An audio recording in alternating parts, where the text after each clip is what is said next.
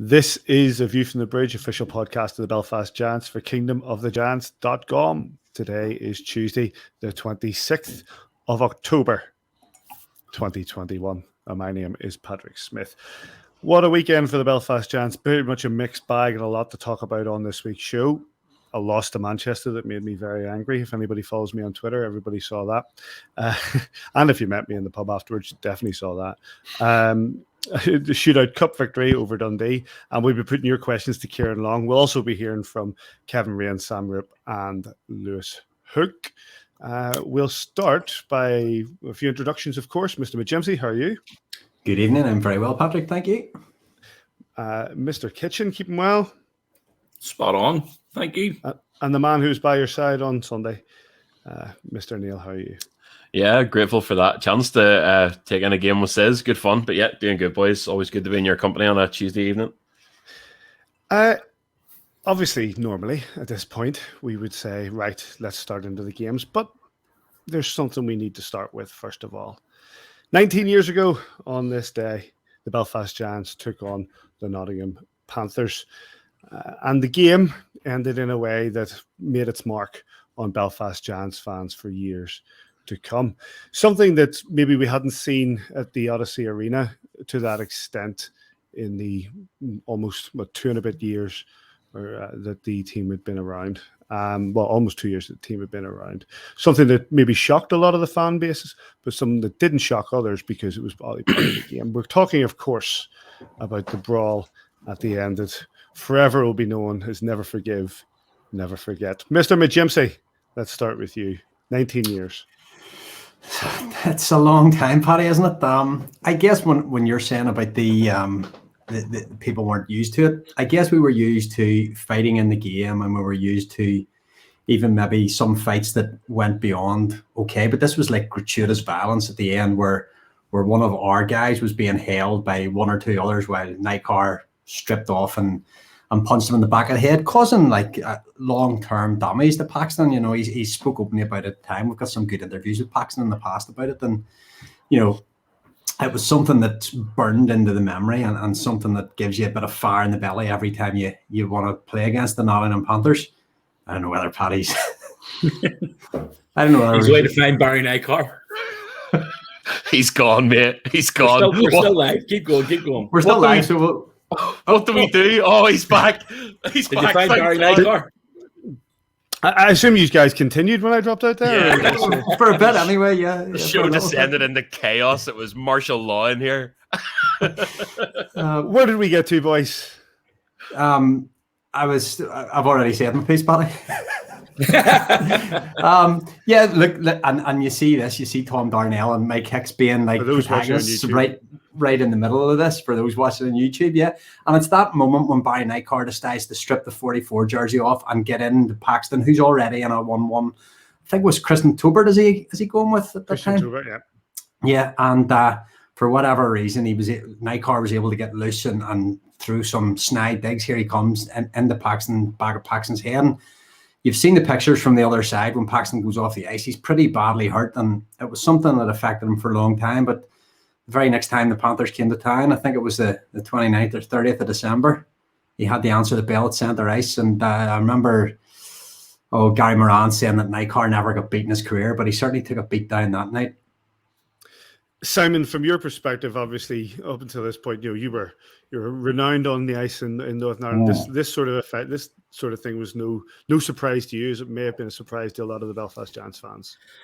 I mean, to be honest, it was a surprise the way it ended, because this was professional level, and I mean, I was involved in a couple of them at an amateur level, Scottish League and what have you. But you know, a game when it's you have 5,500, 6,000 people in the barn watching you, and that sort of thing happens. And hockey players have long memories, and we've already touched on Paxton. You know, we come back in the end of December that year.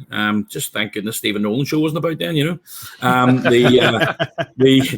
the whole incident was I mean, it sent shockwaves around the Super League at that time, and 19 years later we're still talking about it. But look, everybody likes to see a scrap on the ice. I'm absolutely no different. It's one of those ones. I'm just watching the coverage here on the screen below us now, and just to see what happened there, and now Carr pulled let's be honest, a scumbag move. It was bang out of order, and it was one of them ones where everybody knew that he was going to have to answer the bell, and Paxton certainly brought it to him. Just over 2 months later, but it's one of those ones where we've had some fantastic memories down the years as a Belfast Giants fans, and we've had memories that you want to forget. But this, I don't think anybody was there is never ever going to forget it. And that's it.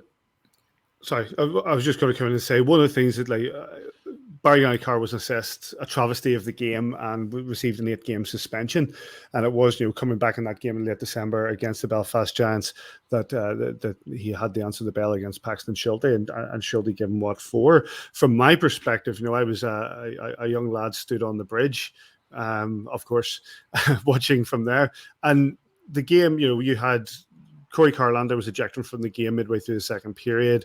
The game was feisty enough. The Nottingham Panthers at this time were no great shakes. That's we obviously in recent times Panthers have been challenging for cups and whatever, but in those times they weren't great, and therefore they had that strong team: Clark, Tober, Nykar.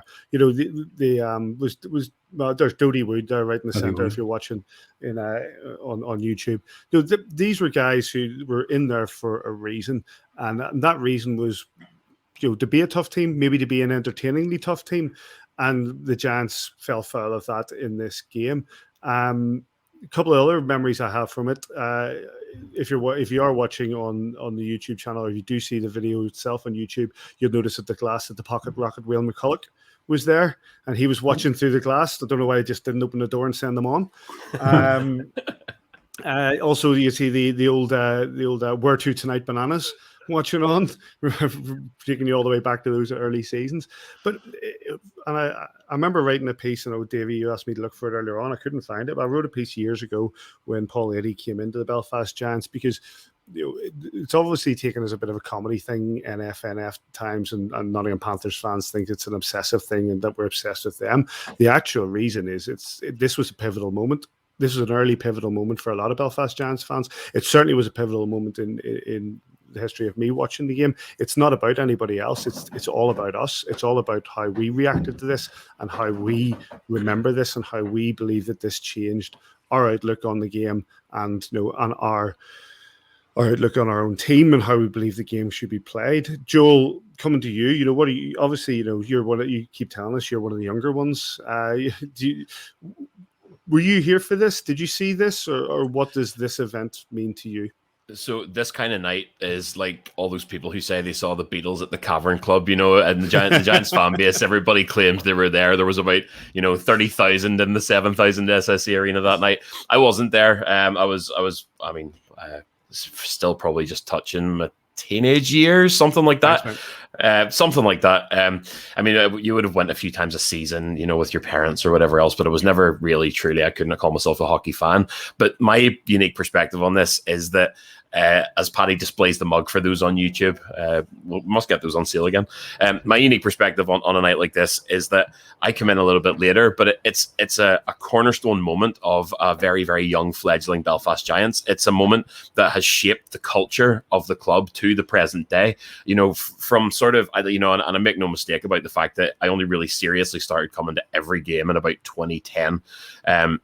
But as soon as you scratch the surface of the Giants fan base and you start speaking to the people that have been there for a while, it's almost just drilled into you. It's like the Nottingham Panthers are the team that we want to beat. The Nottingham Panthers are the team that you have a problem with. And it's drilled into you. It's the same as like being taken to the football as a young kid. Say your dad has a football team. You adopt the culture, you adopt the feelings. And it really has. It's been a sort of I don't really like the word franchise, club-defining moment in the history of the Belfast Giants through to the very present day when people scratch the surface, start coming to games, start talking to the fans. Sooner or later, they're going to hear this story and they're going to hear first-hand accounts. And that rivalry with the Nottingham Panthers still boils, bright red to this day.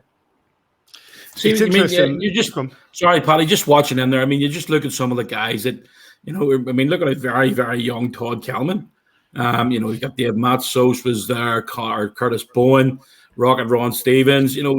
Just looking back at some of the footage, and even the hardest bit for me there is, and that even resonates right now when I see a player face down on the ice, and we all know at that stage Paxton was face down on the ice, and you don't know what sort of state he's in, and yes, he get up and you can just see him on his knees there. And as I say, if I haven't watched this, go to the YouTube channel later on and watch it, and take back on it. But just looking at there's some of the guys skating around there and a little bit of disbelief, going, "What has just happened here?" And then there you go. Rob Stewart hasn't changed a bit. And you see, who was the referee that night? I can't remember. I don't know. It comes back on here, but there you've got a young Hicks and a young Tom Darnell together. Hicks and Darn's on the line, yeah. Is that Colin Ryder there as well? Yeah. Was it Ryder or was it back? I think Colin Ryder. Ryder was certainly in the team. Yeah. When you see a player being helped off the ice, it's never a nice thing. It doesn't make a difference if it's your own team or if it's an away team. You never. I love this guy. I love this guy here. Says, "Watch this boy in the brown jacket here." Nothing. Just keep a wee eye on him for a wee minute here. It's great audio. Nowadays, that's all changed. You'd get a different hand signal. But again, it's ingrained in the history, and it's in the memory of. I mean, we all we got the message this morning, 26:10. As soon as you see it, you go, Davy's awake. It's one of them ones where it's never going to. I mean, next year's 20 years. I would say Davy might come home next year for it, and we'll do a live show from the SSE Arena. Don't even know what day it's on. But I'd be disappointed if we've not scheduled in a game against the Nottingham Panthers that night. I remember speaking to Todd Kelman, and it was probably for the 10th anniversary before the fixtures meeting, and saying to him, "Look, it's a Saturday night. It's the 10th anniversary." And he's like, "Oh, we want to get away from this kind of stuff. Mate, just book it. Right? And we're going to have to go and speak to Steve Thornton next year at the Odyssey. It'll be a Wednesday night game. Have it in Premier Sports. We can all be there. 20th anniversary. Bring Paxton home. Have night car there. Fair dig." What is it your man from Lawrence said on that? I don't have it on this box. Two lads go around the corner for a dig. Let's go. Yeah, but somebody Judas in the back of their head. Not on. It's probably the seminal moment for me in terms of my supporting of the Belfast Giants. It's the one I always go back to. If you search NFNF Davy _McGee on Twitter, there's a lot of content. It's just what I feed off that. And as soon as the fixtures come out, genuinely, even though I can't get to them all, they're the fixtures I look for. When are we playing the Panthers? What games have we around that? Is it double headers? Have we an away game before it? Are we traveling? Or I want to win those 6 games more than I want to win against the Cardiff Devils, against the Sheffield Steelers. Anyway, I hate the Panthers, and I mean that from the bottom of my heart. I hate nothing. I hate the Panthers. Paddy, to put it in. Sorry, go on ahead. No, I was going to say, and probably just stems from that game. I don't think I gave a monkeys about the Panthers before that. Couldn't have cared less. They were just an opposition team. You have to put it in sort of modern day perspective for maybe some of the younger or more new fans. Imagine Adam Keefe in his prime. For you guys obviously being there from day one. Paxton was the kind of first Mr. Belfast, right? He was face of the organization. He's someone that people resonated with. He saw them sticking up for their club, and that to me, I draw a lot of parallels between Paxton and Adam Keefe. Adam Keefe has been that for the best part of the last decade, and for a new generation, he is that Paxton.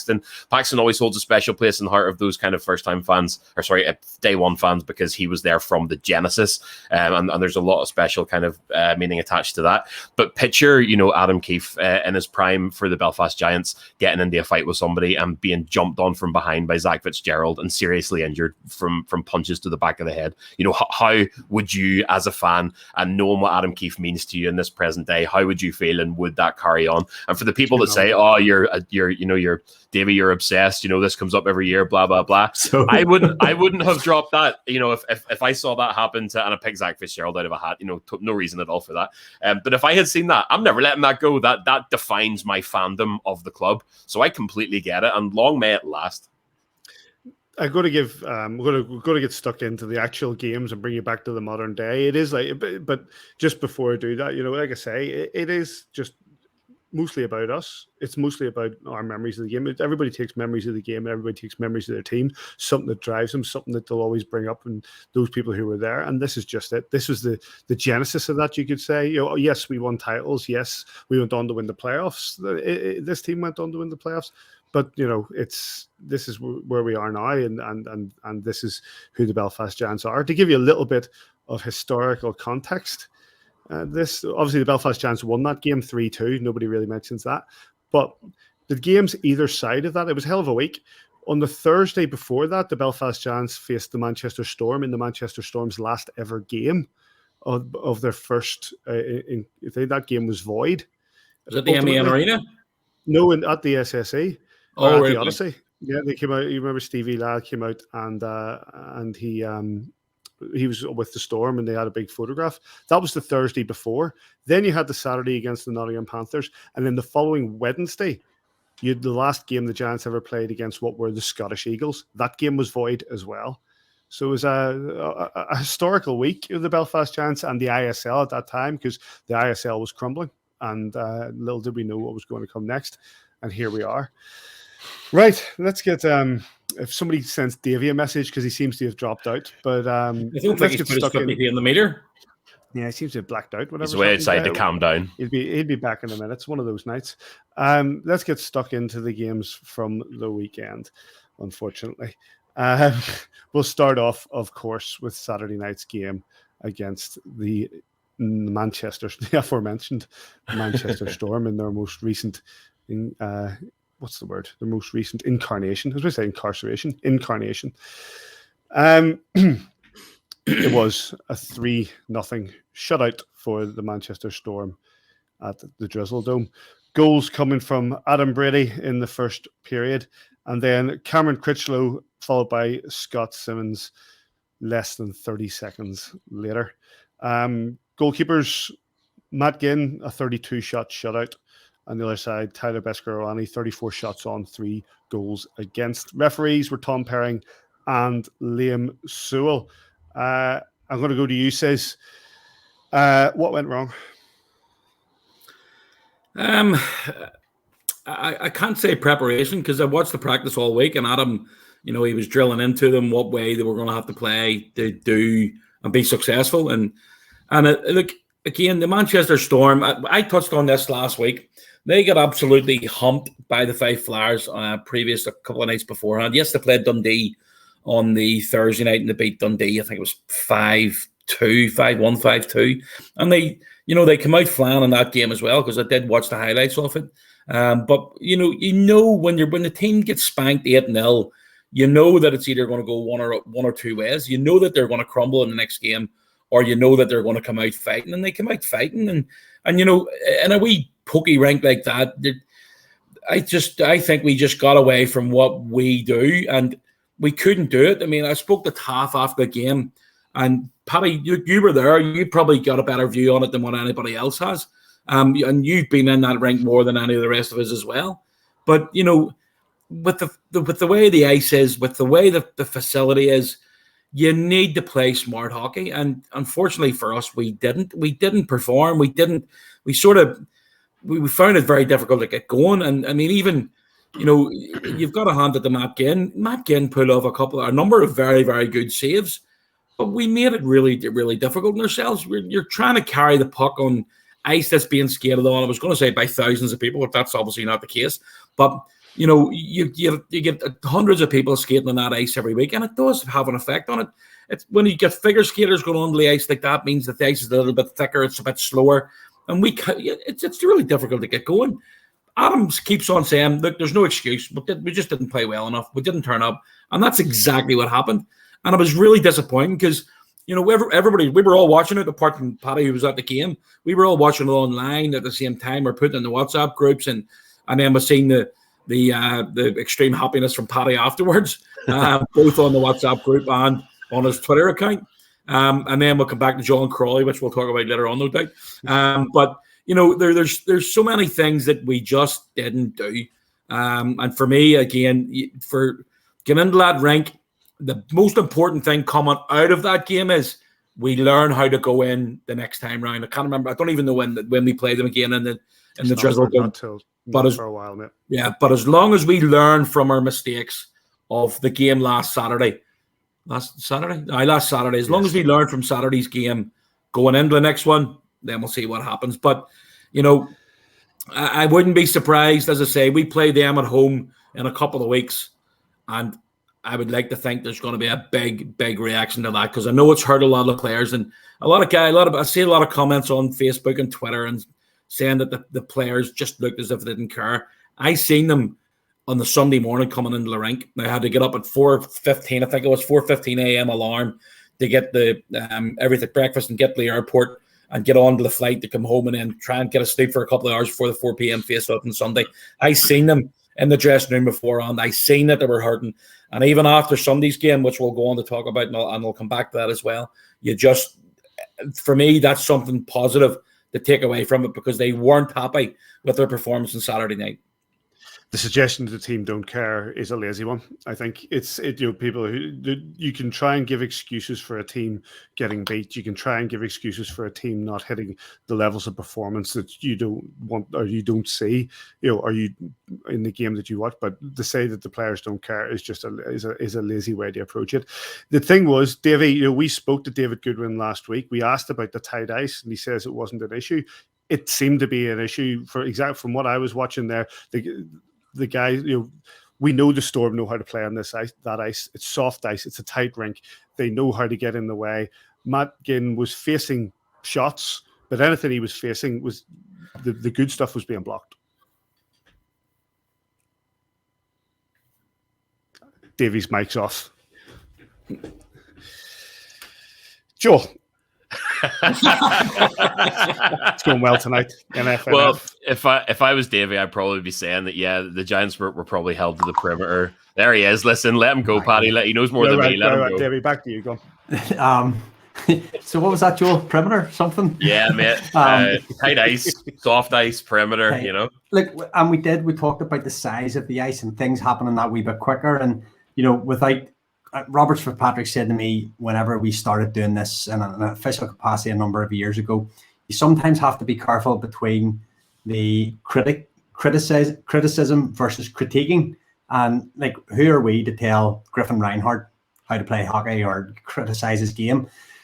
Any player, for example. I just think that, I think Adam Keefe and Kevin Raine, to an extent, that came out and said it as well, and Neil LaCroix Russell, who would talk to him as well. At the Drizzle Dome, you've got to go north-south all the time. You don't have time to go east-west. The amount of times we had 5 players between us and the goal because we've played that skilled move, or we've tried to make a wing play. Even for the third goal, I think it's Bush goes down the right wing, checks up looking for the guy coming in for the point one-timer, and it just gets picked off because there's sticks and lanes. And, when I look at the shot charts which I've got in front of me, they had second period 6 shots, all from the outside. We controlled large periods of the game, and we had good possession, and we had a lot of shots, but all, as you say, Paddy, from the outside, nothing really in front of Ginn. Ginn didn't really have anything much to do that he had traffic in front of him. We didn't cross the Royal Road, as I like to, we didn't go east-west on him, getting him moved in front of the net, and we didn't get any traffic in front of him.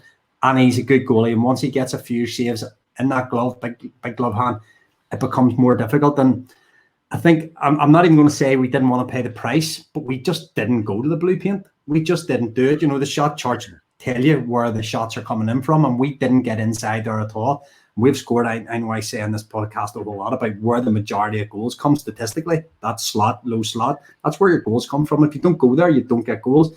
And we've seen straight away on Sunday, we scored 2 goals in the first, 5 minutes from the blue paint. You've got to get in there against goalies like Ginn and Morrison and Owens. These goalies in this league are top drawer now, and you don't just shoot from the outside of the circles and expect to score goals.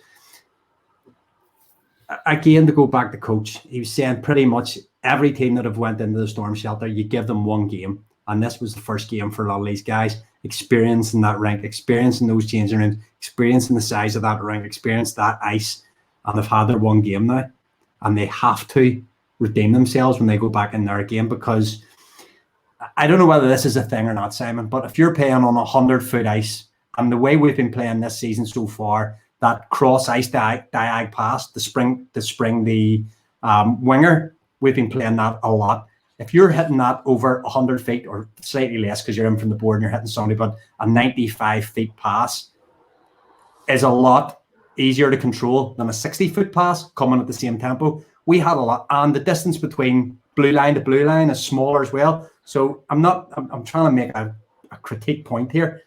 A diagonal pass in a smaller space is harder to control. So we're picking that pass up rather than 2 feet in front of the halfway line. You're at the blue line and you have a B-man in your face. Everything happens that wee bit quicker. It's maybe 15 feet shorter of an ice surface. So, your neutral zone is squashed. You don't have the same amount of time and space to play. So you've got to go direct. You don't have the time to go east-west all the time. You don't always have the time to make that skill play. And Adam Keefe is going to have looked at this game again and again. These guys will be drilled. The next time we go to the Drizzle Dome, I think it'll be a different game. Joe, thoughts? Yeah, look, the boys have summed it up brilliantly there. That's a great piece of analysis from Davy, and really it was what I was seeing too from the off.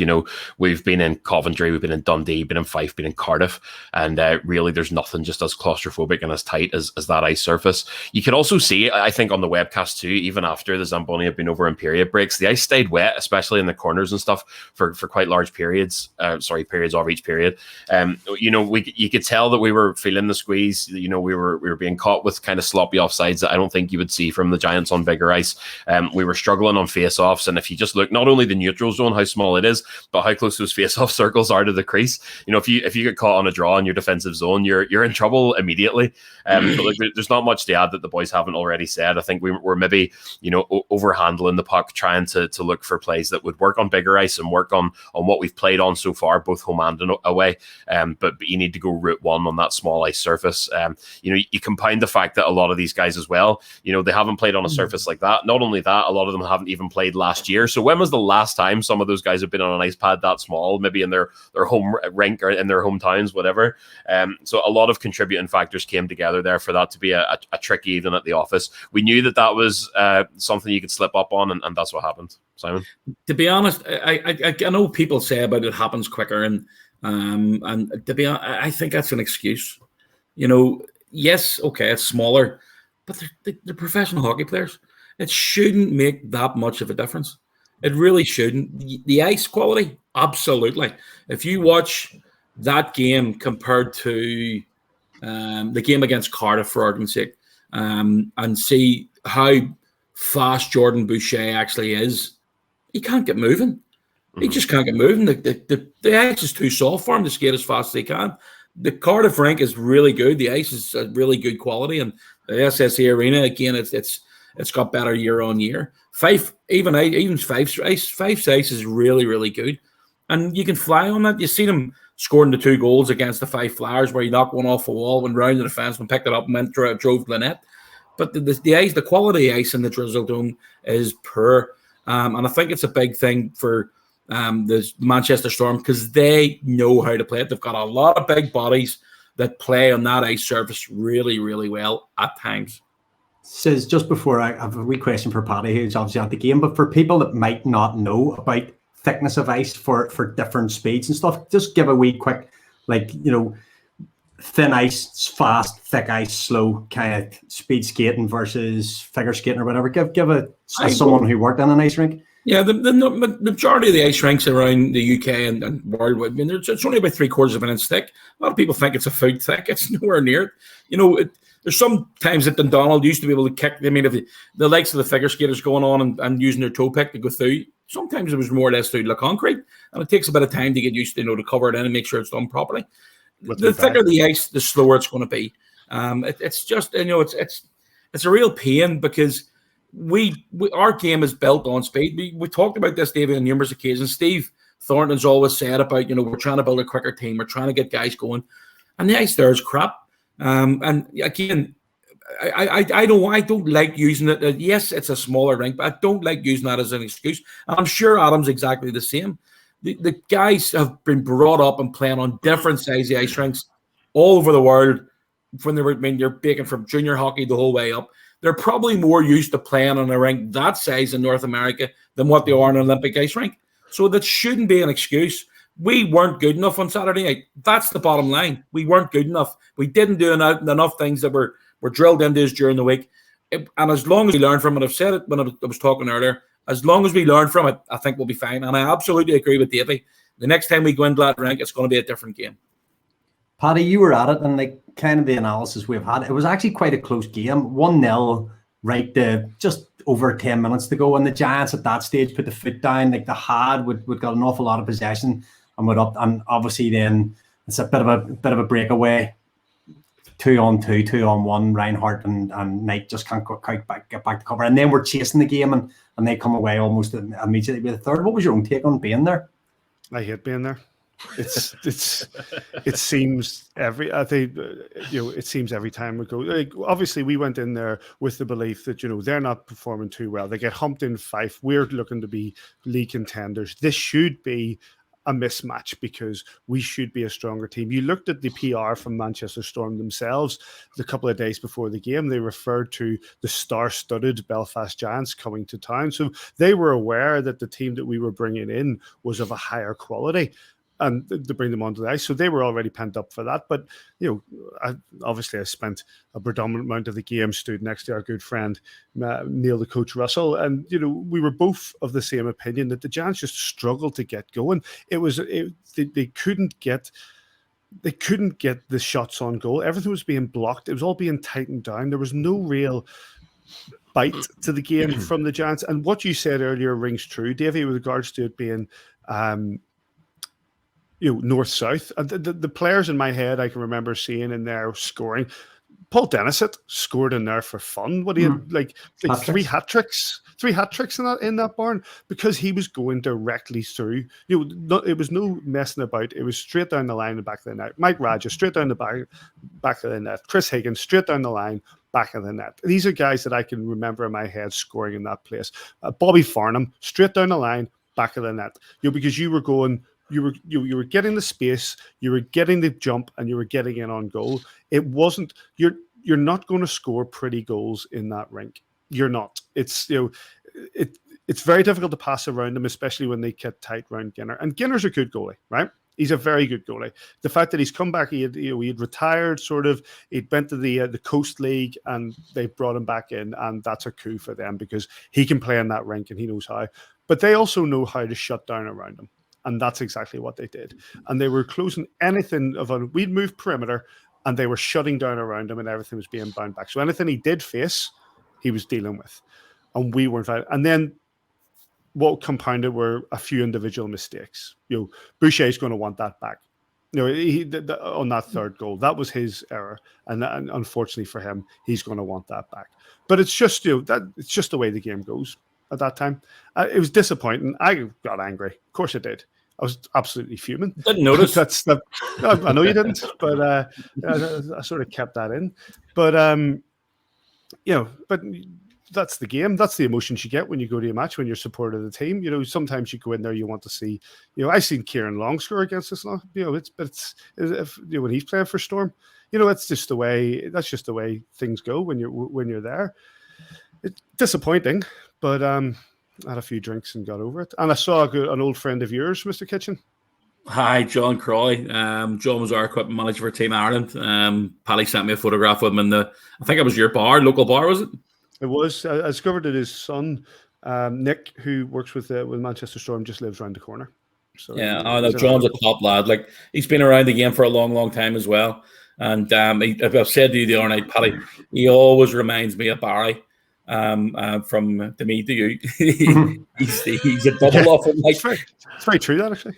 It is. And no, it was good to for you to meet him anyway. He's a real good lad.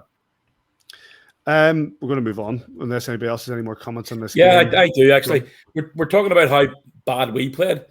I thought the Storm did all right, and I think that was probably their game plan. To get a goal when they can, and then when the Giants are pushing forward, just try and chip away at it. And if they get the chance to go for a 2-on-1 or a 1-on-0, which they did both opportunities to take their chances when they came along. And I think that, as bad as, as not as polished performance from us, I thought the Storm, you got to pat them in the back. I thought they did all right, and they probably played their game plan to perfection. To go with what Simon's saying there, getting the goal up to them just short of the first period break was crucial, because for the rest of that game, they strung 3 guys on the blue line, made us chip and chase. And as you say, if you don't have speed going across that blue line, you've got 3 big guys already ahead of you. It's hard to win those retrieval battles, and the Giants didn't win enough of those battles and get the puck back out in front of Skinner. Like, we could go over and over and over and over this. I think it's best to put the puck in the bin for this one and learn for the next game. I think so.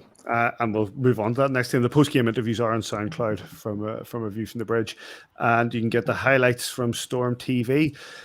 And we move on to the game that came back to the SSE Arena in the Challenge Cup against the Dundee Stars, a 4-3 shootout win for your Belfast Giants. The Giants' goals come from Tyler Soy, David Goodwin, and Scott Conway.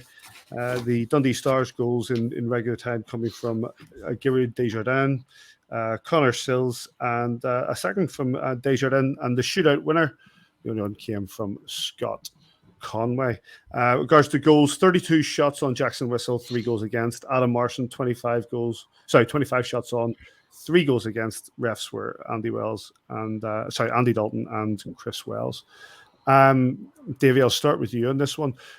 We all knew going into this game the Giants needed to have a bit of a reaction. It was given what would happen on Saturday night. Do you feel we got that reaction? At times, for sure, and at times not so sure. Getting the early goal was good. Conceding off the following face-off, not so good. I think that a little bit of Saturday night as well, it all starts with a face-off. Possession, 9/10 of all. I know the things we say on the podcast all the time. When we have got the puck and Goodwin, Pickenich, Conway go to work, good things happen. I think Joel has christened the JJ Pickenich corner. Whenever we get down in there, we can do a lot of damage, and the goals came up. That being said, Tyler Soy's first goal for the club off his backside. I know it's a football analogy. You'll take one off your bum, but literally prone on the ice and getting one off your backside, off the bum, Simon. Don't look like that. Weird innuendo. Meaning the ball comes in, hits you on the rear and goes in. There's no. Yeah, I understand. It's okay. I get it. But to be actually lying there and getting one like I've lost it 9 years. But conceding so quickly and then scoring again to get back in. So there was a little bit of pushback back and way. I think we'll be disappointed to end that game 3-each. Again, everybody could have. I think me and Simon were analysing. I think it's the third goal. You could nearly throw a blanket over all 5 of our guys down in the right-hand circle below Wiss, and it's popped out by Coombs, who, by the way, take Coombs out of the Dundee team, we probably win that game 5 or 6 to 1. Coombs, I thought, was absolutely excellent for them. He was the danger man all night. He was the one getting the shots in down low. He was willing to go near Whistle to score goals.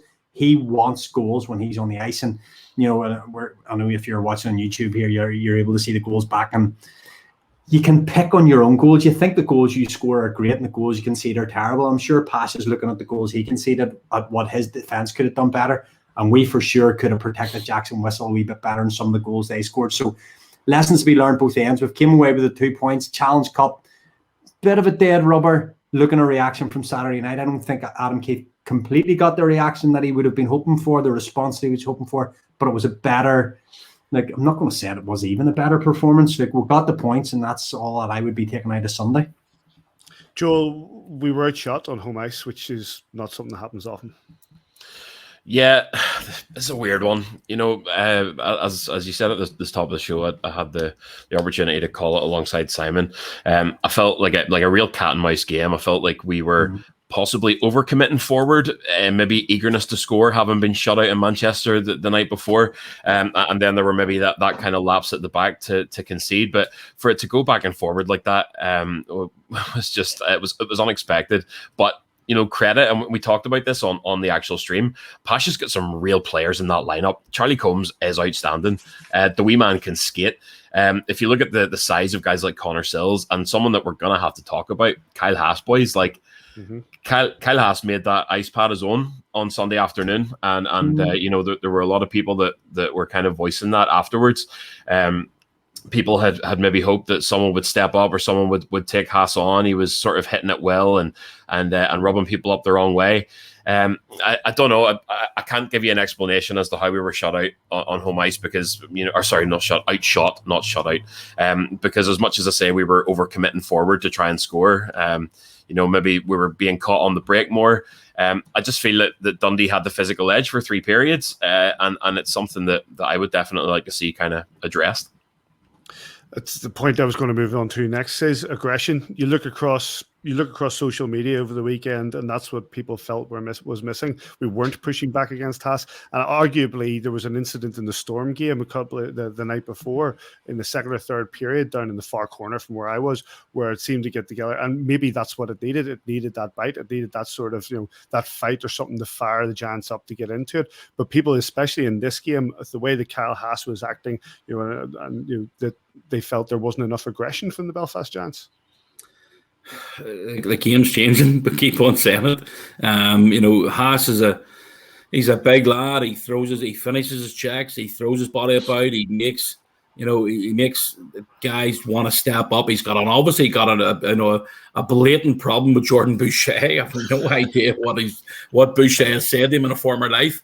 But I would like to see a wee bit more physicality from us, especially against when that guy. Him stand at centre ice and literally questioning the bench, and it's a difficult one. We're 2-2 in the game. I know the boys want to win the game, and they want to basically have the best opportunity to win. And by doing that, you need to keep 5 guys on the ice. But sometimes, you just look for one guy to step up and try and jump up. Haas is a big unit, and from my understanding, he can handle himself as well, and that's probably one thing we are missing this year. I know that Adam and Steve are they're continuously looking around to see if we can make any additions, and obviously with what we've had over the start of the season, with the injuries and what we've picked up as well, we've Ben Lake coming back in, still not 100%. Darcy Murphy coming back in, still not 100%. Tyler Soy has picked up injury earlier in the season, and with the condition that he had and with the problems that he had, you want to make sure that everybody gets out safely. Would I like to see somebody stand up and punch the face off him? By all means, get me a pair of size 10 skates and I'll give it a go. I think we're missing that, and I think that I was calling out for that on Saturday night and Sunday night. You touched on the incident down at the far end, Paddy. I'm assuming you were down at the Zamboni end watching the game, so I seen that incident, and I think it was Wilson was trying to get Pikanich involved in it. Yeah. At this stage, I think we were either 1-0 down or 2-0 down. We were 1-0 down. Yeah, and for me, Pikanich does the right thing there because he's not a fighter. He doesn't need to get involved. He's one of the better players. He needs to stay on the ice. I think he did the right thing, and to be honest, I think it was at the end of his shift as well. And when you're out there for 45 seconds, flat out, it's hard to get your breath back if somebody challenges you to get stuck on the dig. So. Yeah, by all means, I think it could be a wee bit more physical. I think we could get maybe to somebody to stand up. And sure, Ciaran Long's coming on short. He's a big lad, Longer can throw them. But I don't know if we can just go fishing there and see if we can get him stroked into doing something Friday night or Saturday night. Paddy, I know that Paddy, you and me and Coach talked on our little WhatsApp group about this, and my opinion was a bit like Simon. 1-0 down, 13, 14 minutes to go. Do I want JJ Pikanich sitting in the penalty box for 5 minutes, or risk? Hang on, let me finish here. Or risk getting injured, or should someone else run the risk of taking a 10-minute instigator or third man in or whatever for doing that? I can see both sides of it. Look, it's one risk of those. Reward, Davy. Risk reward. Risk reward. I think. Sorry, I think you can understand. I'm stood next to Coach. I think you can guess what Coach is screaming at this point. You know what direction he comes from in this sort of stuff. And I tend to agree in that instance. But we are now at a place where the game thinks more about players in the box than the reaction that aggression would take to the game.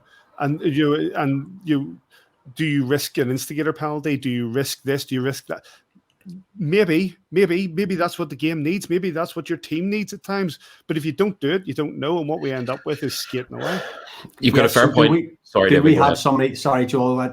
Come 1 wee second. Do we have someone then that should be putting his leg over the bench next shift, tapping Wilson in the shin pads and going, mate, rather than it being JJ Pickenich, because we've had plenty of players over the year have never, and I don't advocate that every player on the team should be the guy to drop the gloves. That's why you had Simon Kitchens. That's why you had Jason Bowens. That's why you had Paxton Schultes and guys like that. I'm just not sure whether this roster has that guy at the minute, because if you look around at the league, Wilson and Haas last week went, he was giving away like 60 pounds. He was giving away 6 inches in height, but game is a badger. And sometimes, but he's not really affecting the scoreboard. So it's the same on Sunday.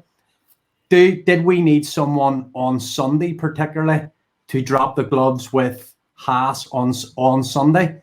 No, because the situational of that game being a Challenge Cup game and nothing really riding on it isn't important enough for me to have someone out injured just to win a fight on a Sunday afternoon matinee game that didn't really count for anything. That's a league game, and 2 points are as important in October. I think it's a different scenario, and everybody should want to be that guy at the minute, just to energize the whole. I was talking to Simon, I watched the first episode of the Toronto Maple Leafs. Is it All or Nothing or something it's called?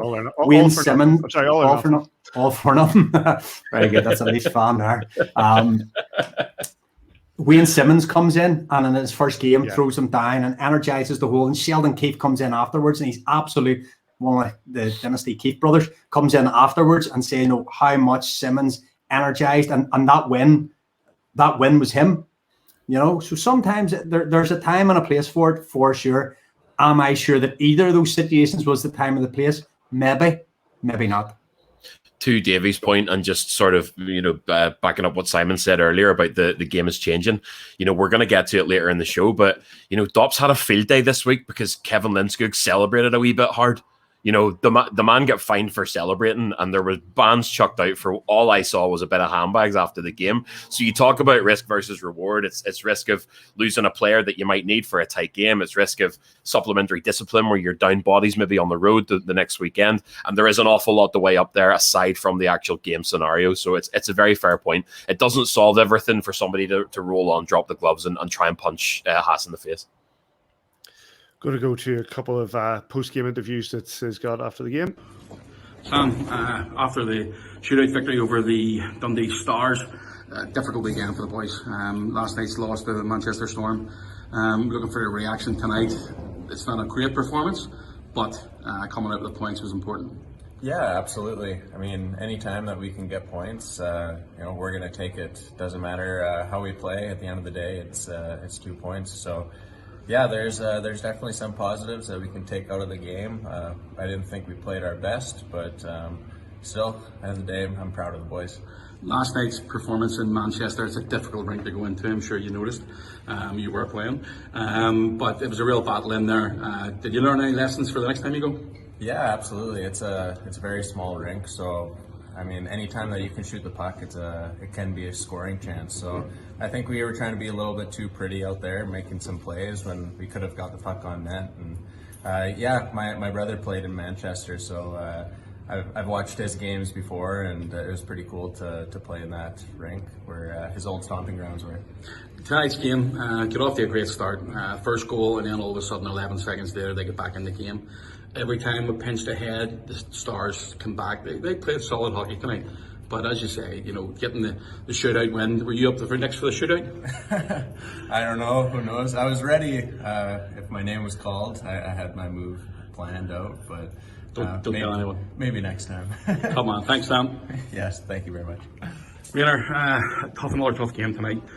Coming off the loss last night against the Manchester Storm. It's always a difficult place to go into, that. You've played there often enough. But did you get the reaction tonight that you were looking after last night's performance? Last night we weren't happy with how it went. Of course, we go into that small building, none of us have seen it before. Of course, returning guys have. And it was very quick to realize, okay, it's a smaller rink, got to keep it simple.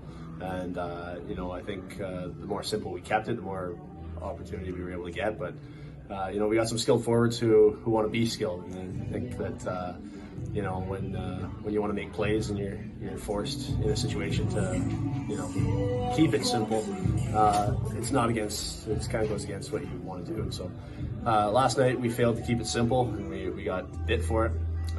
Tonight we come in, and I think we could have offered up kind of the same strategy where, if we're getting pucks deep, we're getting these D turning, we're finding success. But, story of tonight, at least from what I could tell, is a lot of blue line turnovers, a lot of turnovers in areas where that sees them going out the other direction. So, two great games to be able to really critically look at and see exactly what went wrong, what is something that we can keep from going wrong in the future. And so, we were able to get the 2 points tonight, and that's good. Last night, of course, we didn't. I think we're 10 games in now, and so, we know what we're really good at. We know what is biting us, and so it's a great opportunity now to really focus on what we're struggling with. Next up, Nottingham, Friday night, another task and another game to look forward to, but there's a lot of work on practice this week. Yeah, of course. Like I said, we're going to focus on I guess working on our weaknesses, right? We're a really creative offensive team who, if we keep it simple, we're going to focus on that. We're going to take a good look at what we can get better at, get better at those things. Nottingham, we're going in there. It's a good team. They typically have a really good team. Prior to Coventry being my building, that was my building, and so I'm excited to go there.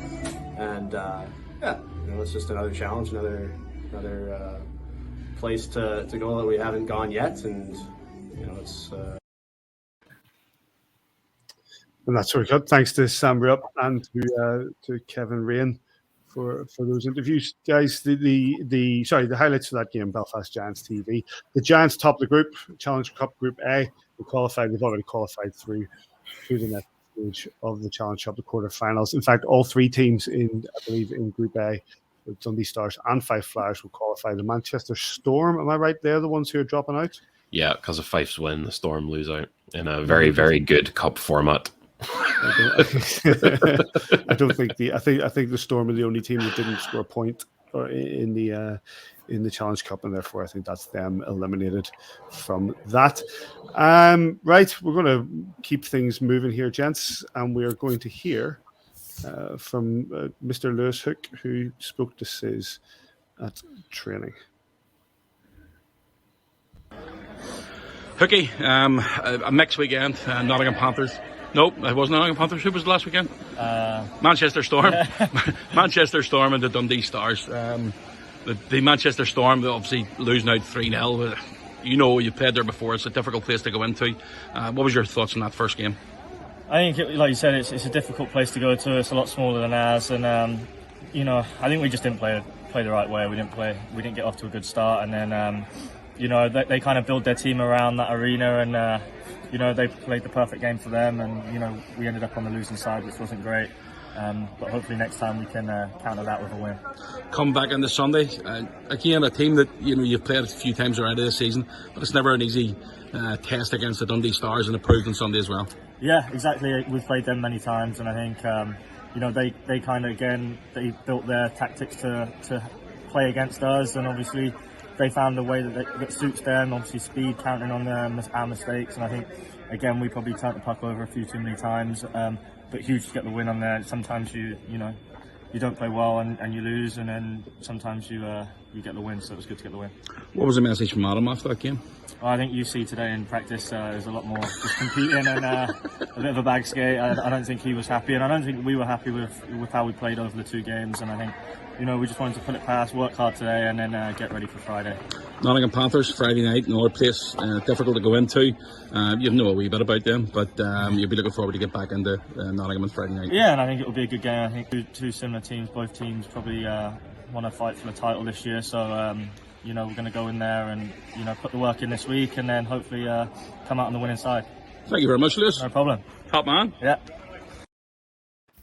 There was another video here where Ciaran Long comes in, but we'll skip that one. And in fact, really what we'll do now is we'll start the fan agenda with our friends at Belfast Giants TV. Thanks to Lewis Hook. Start the fan agenda with our friends at Belfast Giants TV. We spoke of him earlier on there. Mr. Ciaran Long, how are you? Oh, I've got to bring him in before I speak to him. Hi, there he is. How are you doing? What's the crack there, boys? My goodness. Yeah, I'm good, thanks. How are you, boys? Not too bad, mate. Listen, let's start with the hard questions. Give us your assessment on the weekend. Yeah, it wasn't obviously it wasn't the best weekend for us as a team. I think bigger picture wise, I think it's kind of good to happen early, so the new boys kind of get an adjustment to the league, knowing that you can't really take a night off because any team can realistically beat any team. That obviously, you know that rink in Manchester very well with your time there with the Storm. What do you think gives them the edge that they can beat the Belfast Giants 3-0?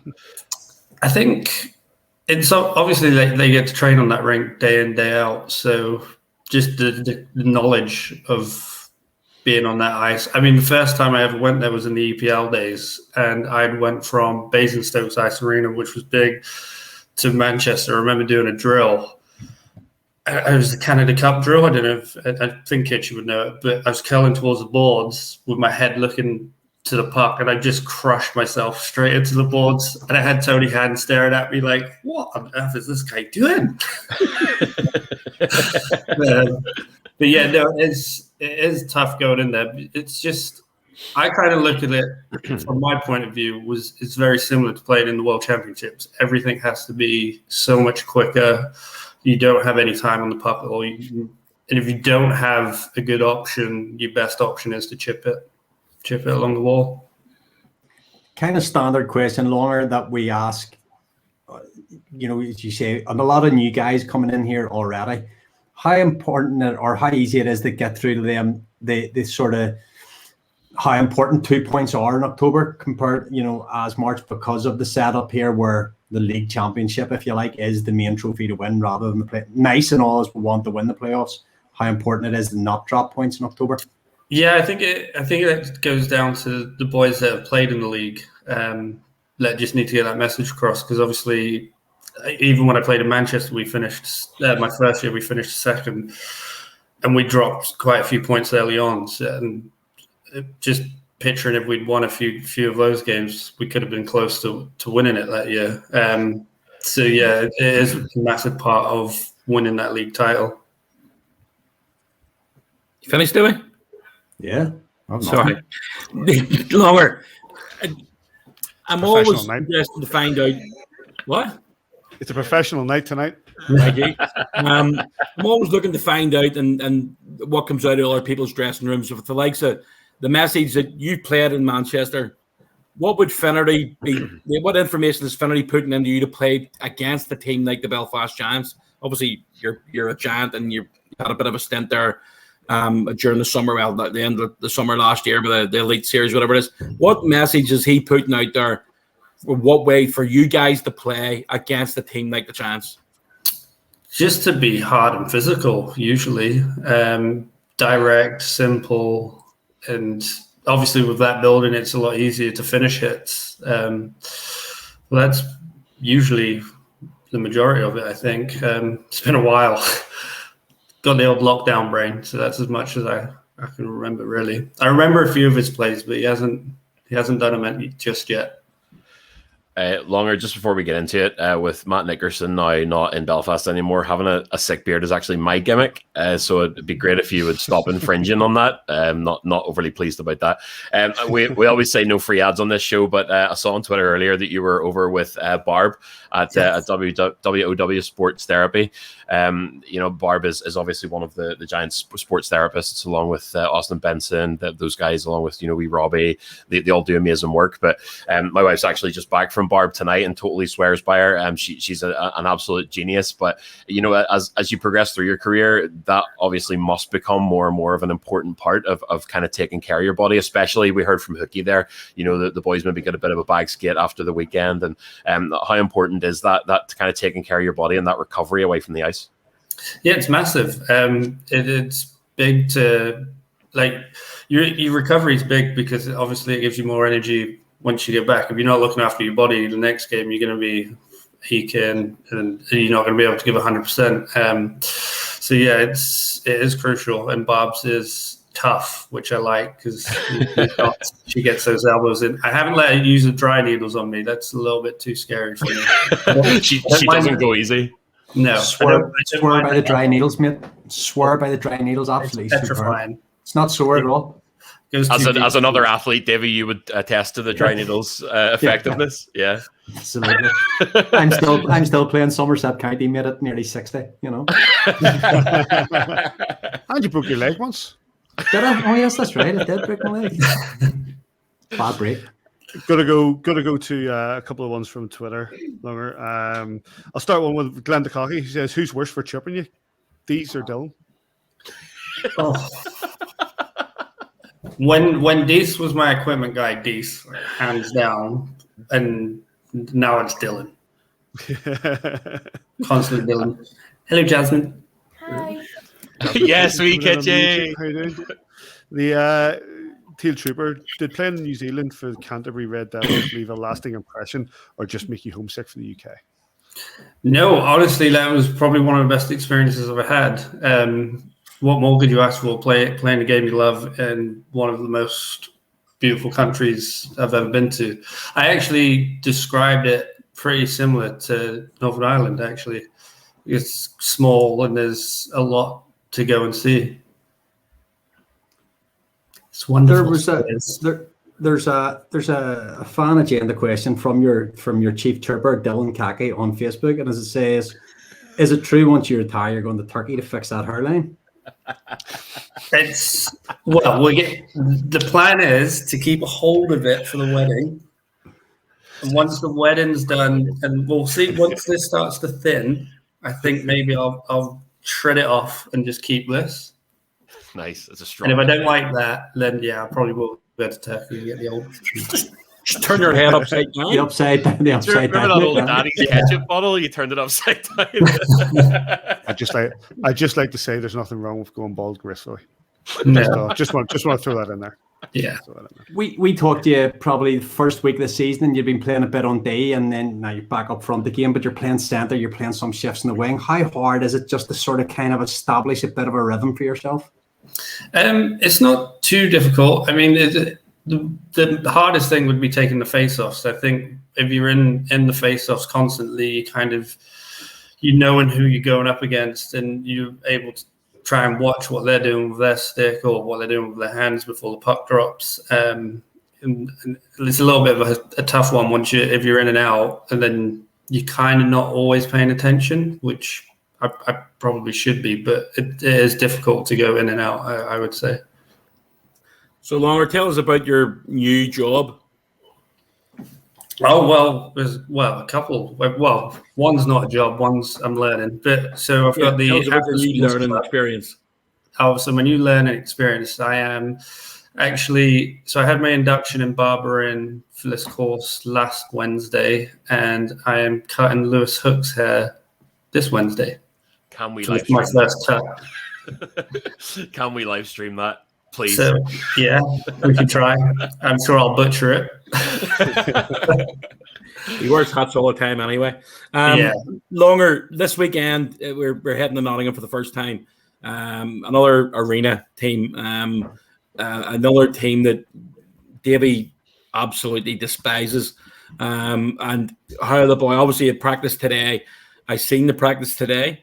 Adam was, what's the best word for it? Was probably a little bit expected. I think you'd probably expect it after the weekend.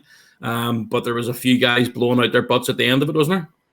Oh yeah, but that's it's always good to get that out of the way with on a Tuesday. I quite enjoy a bag skate on a Tuesday, and then for the rest of the week you kind of do your tactics and whatnot and a little bit more flow, because it's always good to get a good little skate in and get the muscles going. I'll let Adam know. Sorry, Joel. Oh, go on ahead, you're right. I'll let Adam know so you can do it every Tuesday. It's perfect. Longer something. One of my kind of favorite moments of the season so far. It was quite a small one, but whenever Max Stewart and Kel Beattie made their debuts at home, obviously Mac kind of got on the railroad tracks a wee bit and had it coming together with Shane Owen down in the bridge end crease there. I noticed that you were very quick to kind of jump into that melee and sort of look after the kid. You obviously, you come up through the ranks and kind of Swindon, moved on into like Slough, Basingstoke. For people that maybe don't know, it's kind of an unwritten rule in hockey that, someone like that, a younger kid, someone who's a rookie, you step in and you look after them. Was that a conscious decision on your part? And do you remember that, happening for you whenever you were coming up through the ranks? Yeah, definitely. Like you said, it is kind of like an unwritten rule. And yeah, as soon as I saw him go through, I was like, oh no, here we go. I just threw myself in there. But yeah, no, it happened to me when I was a kid. There's a couple. I actually have two good pictures of myself. I'll have to try and find them again and send them to Kitschy so you can show you all. But there's one of me getting absolutely crushed on like the blue line with like a knee in my stomach somehow. And then another one, me getting hip checked. But both after both those hits, there was fights like within seconds. Yeah, it's kind of it is an unwritten rule. You want to look after the kids because you don't want them kind of coming through and then not being being nervous for the games kind of thing. Sorry, just on the back of that, Davy, before you come in, we were talking earlier on about the level of aggression in the game and that flip between not wanting to be in the box but wanting to get that spark. Do you think the aggression is out of the game now, or do you think it's being pushed out of the game now? I wouldn't say it's being pushed out of the game. It's a good question. And funnily enough, I was watching that Ice Guardians again last night. I wouldn't say it's going out of the game. And personally, as a player, I wouldn't want to see it out of the game. Just because it does... When you do have a tough guy in a team, you do play with a little bit more freedom, knowing there's a guy that's going to answer the bell for you, kind of thing.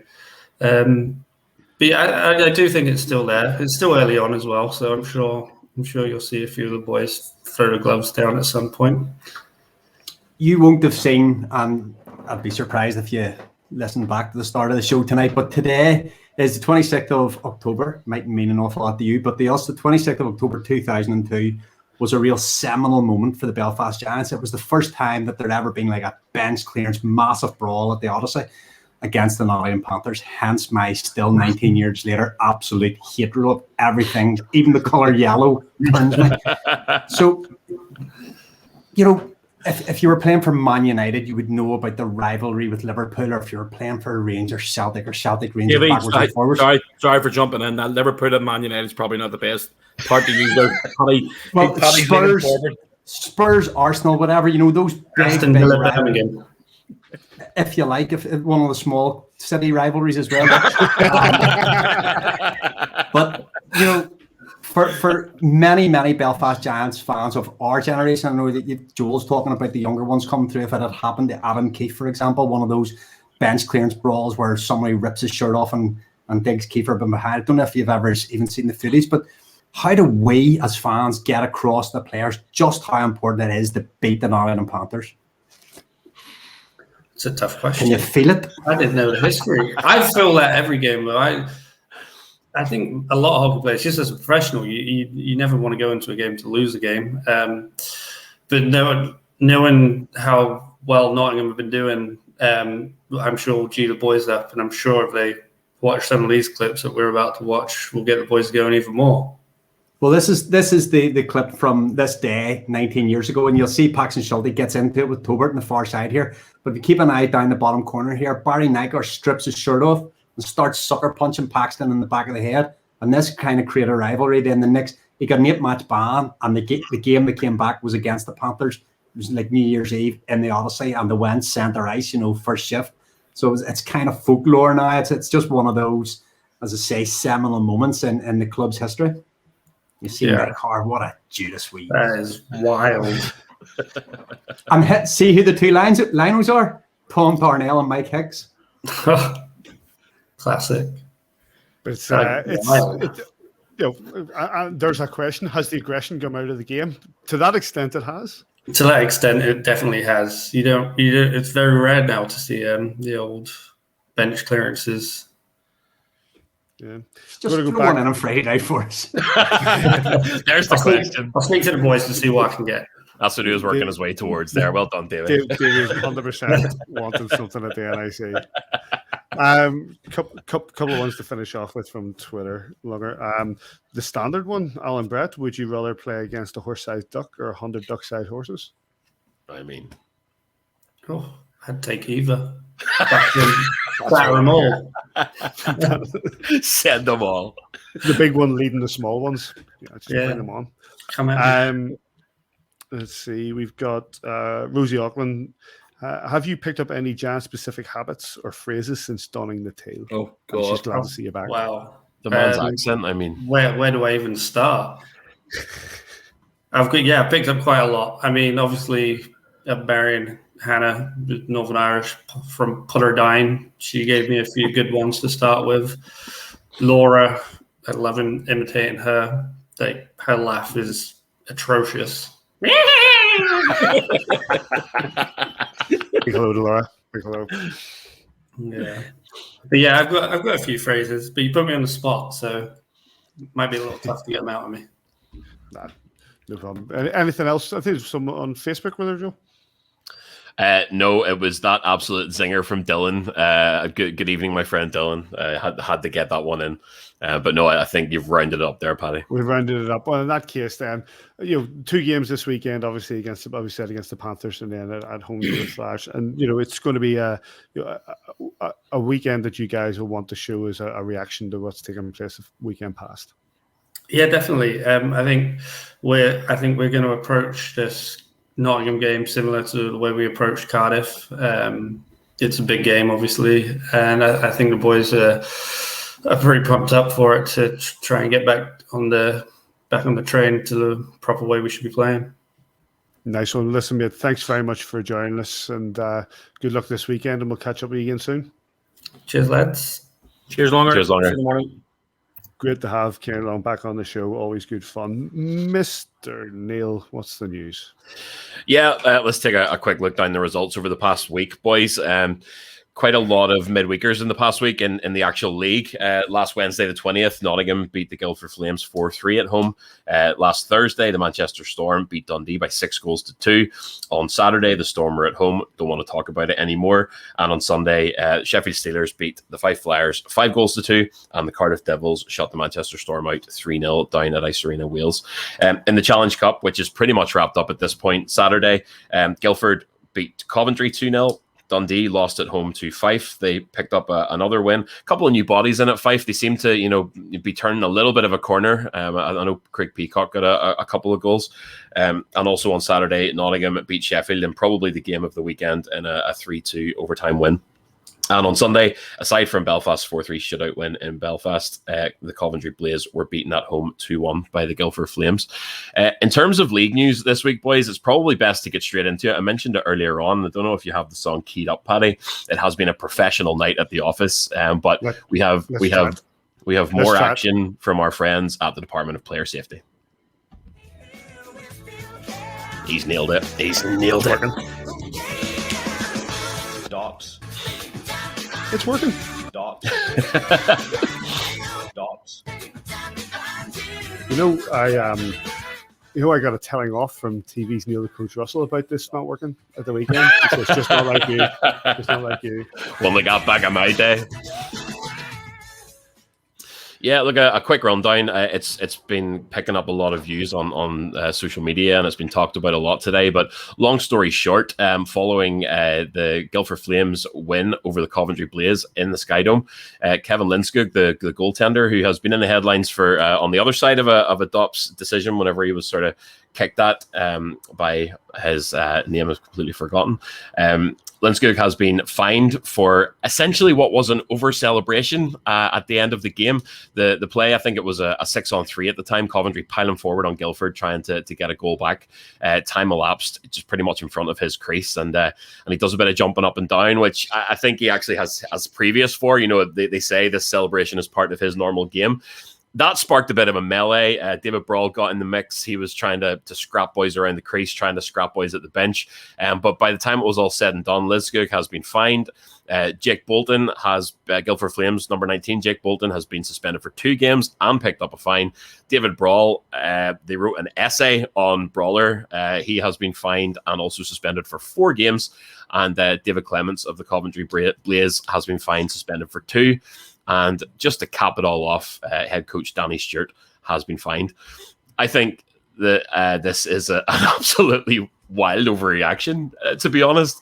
Lindskog obviously was being a bit of an S-house with his celebrations. He was sort of circling the crease, doing that, jumping up and down, arms up in the air, celebrating in front of guys. And I know it sparked a bit of handbags, but We've spent all evening watching the clip from the Nottingham Panthers and the Belfast Giants back at the start of the millennium, and if you set the two side by side, I mean, I don't think Dops needed to go as wild on this as they have done. I don't know if you guys agree.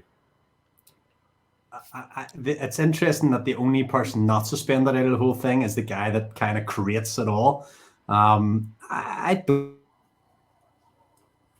cool, but like, and some of the reactions are slightly over the top as well. But nobody was killed. It was there's a few high cross checks, and Brawler, yes, probably left the bench. Not 100% sure whether he was on the ice or not. And you can't come in and get involved in altercations. So maybe the 1 game for suspension for him, because it's just like completely set in stone. You leave the bench, it's a ban. But like, I don't think there's an awful lot in it. That's the kind of reaction I would quite like to see from our team in the same kind of situation. And I find it's brilliant to watch Lindeskog skating around, starting little things and just skating off merrily and starting something else. Absolutely loved it. Just absolute, as you say, the housery of it was brilliant. Brilliant. Love to see it. Is this not a prime example of what we're saying? The fact that this is why that level of aggression that going back 19 years isn't here, is because anything like that, from that incident 19 years ago, it was an 8-game suspension for Barry Nycar. Uh-huh. And I can't remember if there was much. I think Christian Tarbert got something, but I don't think there was much else. Now you're getting incidents like that are getting fines and suspensions that cause a position where players think twice. And yes, Paxton Schulte was heavily affected by what took place in that. He concussion, the works. The guy was hurt. We'll dig it out. We have an interview with him a while ago that Coach did look back on it. And you don't want people being hurt to that extent. But we do want the entertainment. We do want the physicality. Mr. Kitchen said on Sunday in commentary, the first thing people do when there's a bit of an aggression is they jump to their feet, and that's the level of entertainment of the game. But if you the housery from Lindeskog, I love that in the game. I loved it when Blair Riley did it against the Steelers. I loved it when was it DeLuca did it against the Coventry Blaze. I love that sort of, playing it up to try to get under people's skin. I kind of do it myself from time to time. But but I love that level of it. And yes, you're going to get a reaction, but I think the Dops is overboard. I absolutely think it's overboard, and that's where you're going to drive that level, because that sort of thing, we're all about driving clicks. We're all about driving content. We're all about finding videos and going viral, and those are the videos, frankly, that will go viral. Those are the videos that people will watch. Those are the videos that people come to see. You may say, oh, this is all terrible. There might be a lot of preciousness about it, but that's what people are there to see. They're there to see that physicality. And if you start to stupidly fine and suspend over something that was much of a muchness, then you're just going to lose it. Says if you're away in Fife during your playing days and that kicks off at the end of a game, is it even still being talked about by the time you're getting on the bus? If you cross-check a goal in the head's quite talked about. I remember we were playing for the Castlereagh Knights in the British League against my old team, actually, against Dumfries, and Bernie McCrone, who was a very well-known British goaltender. Very one. He's going to get knocked out. You're lucky you're in Bristol. And Bernie McCrone. Like my pipe here. When I played for the Castlereagh Knights. You talk about the Castlereagh Knights more than I do, you wee gimp. True. I used to watch about the war, Grandad. And you were probably at this game, but Bernie McCrone, I remember there was a goal. We scored a goal, and we were on the power play. I was standing in front of his net. And again, he had a reputation for being a tough nut goalie, and I sort of did what Landeskog did, I sort of put my hands up right in Bernie McCrone's face. Bad mistake. Next thing I know, I got a blocker in the head, and then I came into a scrub. The net come off. I'm literally, I wouldn't say it was a full scale fight with Bernie McCrone because he couldn't get his glove and blocker off, which I was quite pleased at. But I'm firing digs at Bernie, and all of a sudden I look over my shoulder and big Malcolm Bell's coming in to get at me. And I played with Beller the year before. For me, the only thing that I didn't agree with was, and I'm pretty sure, as I said, Davy touched on it earlier, was brawl coming off the bench. You can't do that anymore. I get it. You want to stick up for your teammates. I understand that. He was taken away from the melee with regards to, I understand this from what it said in the report. He was taken to the dressing room and off the ice, and he came back on after that. And the referee, same referee, I don't know who number 40 is. I'm not sure.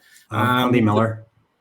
There you go. So number 40 referee, and when the referees pointed at him, that basically said when he's coming on the ice the first time, stay out of it, just stay out of it.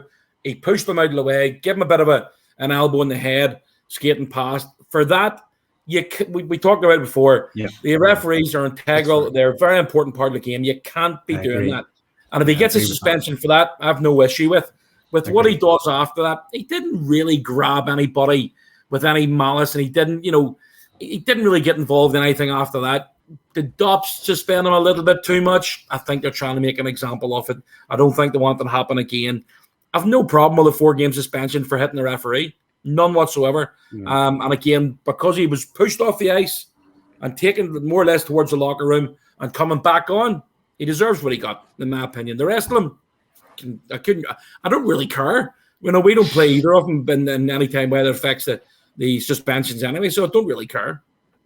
I'll come before any else go. I'll come back on what I originally said. I agree 100% with Simon. You cannot touch officials. We need them in the game, and for that alone, whatever suspension is due to him, fair enough. Yep, I agree. Other news, I guess, really, the news around the league has been dominated for me by the Glasgow Clan boys, as pre-season is almost upon us for the Glasgow Clan. Nolan Laporte arrived today, completing their roster, and it's been a sort of succession of news stories that seems to have made the Clan fan base angrier and angrier on the internet over the past week. There was a bit of a vague statement about... There was a bit of a... Haven't heard it in about a year and a half, 2 years. That's lovely. The Kai is in storage, mate. There's been a bit of a vague statement about the long-term future of the arena over there. It seems to be sort of secure for now. There haven't really been any details. They've started to recruit, I think, 3 backroom staff over the course of the week. But there has been a fixture shuffle. They've put that down to protracted negotiations over the arena and also the climate, whatever it is. What's that thing called? The COP something? COP 26. COP 26. COP 26, the climate summit that's coming to Glasgow. So now, as it stands, the Glasgow Clan will go to Dumfries and play the Solway Sharks in pre-season on Wednesday, the 3rd of November. Before coming to Belfast for a league game that weekend. And that is going to be their first taste of full pelt competitive hockey. What are your take on what's going on in Glasgow? Obviously they've had a tough time, and I've said it from the start. There's always been that kind of banter about the Clan and with the Giants fan base and a fairly well-known hashtag. But this league needs the Glasgow Clan. This league needs a team that has the facilities that the Clan do. They need all the numbers they can get. To be honest, it's an ecosystem. The teams rely on each other to exist. It's been a battle, I'm sure, for Gareth Chalmers, Jerry McLaughlin, the people over there to get to where they've got to. But it's a bit wild that the last player arrives today. You've got one preseason game against the Solway Sharks, and over you come to the SSE Arena. What are we in for? It's got I have a lot of time for Gareth. I've known him a long time. Mm-hmm. The guy is good at what he does. It seems that the Clan are in a very difficult position. It's quite interesting. Some of the people he brought in, like Jimmy Douglas. It just goes to show that people who used to slobber on the internet like I did turn up and end up working for clubs. Unbelievable. Well, fair play to Jamie. I've known Jamie before and used to have a bit of a battle with Jamie when I was living in Newcastle. But fair play to him. Got the job of the equipment manager there at the Clan. Tough for them. It's properly tough for them. But we've just got to wait and see what team they bring in to the SSE in a couple of weeks' time, and Matthew coming in and Haywood coming in and all their other new names. Who knows? We'll look at that when it comes. But so the sort of blaming Cup 26 seemed a bit off. It's in 2 weeks. The Cup 26 starts tomorrow or something, and these games are 2 weeks away. I find it odd. It sounds like some sort of European football tournament I had never heard of before, but that's maybe just me. Your Premier Sports game of the week this week is our good selves in Nottingham this Friday, the 29th of October at 7:30. So join Aaron Murphy, Paul Lady, and Caitlin as well at ringside. Got the first chance to watch that broadcast the other week. Thought that they all did. Caitlin Berry, sorry, I've just remembered your surname, Caitlin. Apologies. Thought they did a really good job, really good presentation, and it's always nice to be able to watch us play in Nottingham, which is a bit of a rare thing these days. So make sure and tune into Premier this Friday night, and that is your news, Patrick Smith. Thank you very much, Mr. Neil. And those two games, we'll talk about that now. Nottingham Panthers away. The Belfast Giants travel into the NIC, 7:30 on Friday. And Premier Sports, going to be the coverage for that. And then we come back on Saturday, 7 p.m, SSE Arena. And if you're not getting down to that, Mr. Kitchen on Giants TV. Says these games, Nottingham Panthers seem to have had a decent start on up and down. They did the win over Cardiff the other week. You know, they have a couple of battles with Sheffield in the Cup. You know, what are you expecting? Tough battle. You know, every time you go into the Nottingham, it's always a tough game. So we need to bounce back from the weekend with two performances which weren't up to the standards that Adam would expect, and not on the players as well. I don't think they would expect the way they played to be acceptable. So I reckon I'm expecting a response this weekend. I was hoping for it on Sunday, and we did come out with the win. And that's, you know, nobody's going to talk about the performance on Sunday when they look in the history books in 6, 7, 8 years' time. So, you know, Nottingham Panthers on Friday night's the most important game of the season. I would rather come out of that as a 2-2 then instead of 1-3. So that's what I'm taking out of that. If we can come out of it 2-2. Even if it has to go to overtime, you know, to get the win, don't really care. I would like to get a response, get the boys going, and hopefully they can pick up 2 points. That's it, Joel, isn't it? It's you know, we've got it's the league game that's going to be focused on more than that game against Fife in the Cup. Yeah, it's the only show in town this weekend with respect. Obviously, I think, you know, Sunday at the SSE Arena is going to be a great evening out, as it always is. The Giants marketing teams put on a lot of work for their Halloween game night, whatever else. But in terms of the actual bread and butter and in terms of the competitive nature of our game, it's the trip to Nottingham this weekend. You know, the boys and Davy especially have spoken at length about the importance of a Panthers game regardless. But the opportunity to go over there and to make a statement and to bounce back is absolutely massive. Their league form has been kind of up and down. They've beat Dundee, they've beaten Cardiff, they've beaten Guildford, but they did get hammered 5-2 by the Blaze at home as well. So I mean, it's sort of that sort of up and down, unpredictable nature of the league we're seeing so far this season for however many reasons. People haven't played in the past year, whatever else, and it is still early season, but it needs to be a statement win. It could be a turning point victory this early in the season. 26th to the 10th, Davy, and the next game's against the Nottingham Panthers. It's as close as you're going to get, I think.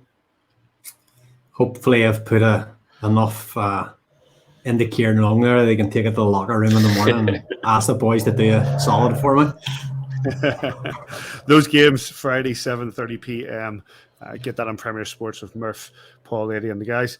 And then back to the SSE Arena on Saturday, 7 p.m. And if you're not getting down to that, which you should be getting down to that, but you'll be joined by Mr. Kitchen on Giants TV if you watch it online.